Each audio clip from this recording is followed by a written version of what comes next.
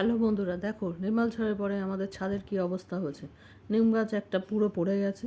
ওদিকে বললাম একটু ঠিক করে দিতে গাছটাকে, কিন্তু না, ওই গাছটাকে বাঁচানো যাবে না, পুরো গোড়া থেকে উপড়ে গেছে। কি করব, প্রচুর নিম পাতা হয়েছিল কচি কচি, খুব খারাপ লাগছে, কিন্তু উপায়ও তো নেই, ঝড়ে পড়ে গেছে। এই দেখো কত নিম পাতা। নিম পাতাগুলো আমি তারপরে ছাড়িয়ে রাখতে বসলাম, নিম পাতা তো পাওয়া যায় না, ওই জন্য এগুলোকে এরপরে শুকিয়ে রেখে দেবো।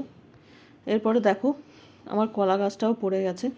কলা গাছে সবে কাঁদি এসেছিলো, মোচাটা খেয়েছি কদিন আগে, এখন এই কাঁদিগুলো দেখো পুরুষ্টও হয়নি, তার আগেই ভেঙে গেল এই ঝড়ে। কিছু করার নেই, গাছটাকেও কেটে ফেলতে হচ্ছে, কারণ একদমই উপড়ে গেছে, শুকিয়ে যাবে। কিন্তু এখান থেকে আমি বেশ কিছু গাছ পেয়েছি। গাছ মানে সঙ্গে সঙ্গে হয়েছিল ছোট ছোট গাছ, ওই গাছগুলো আমি আবার বসিয়ে দিয়েছি।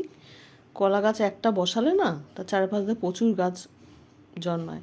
আর হ্যাঁ, এর সঙ্গে আমি থোরও খেয়েছি। দেখো থোরগুলো কীরকম কচি, কত সুন্দর আমার থোরগুলো হয়েছে।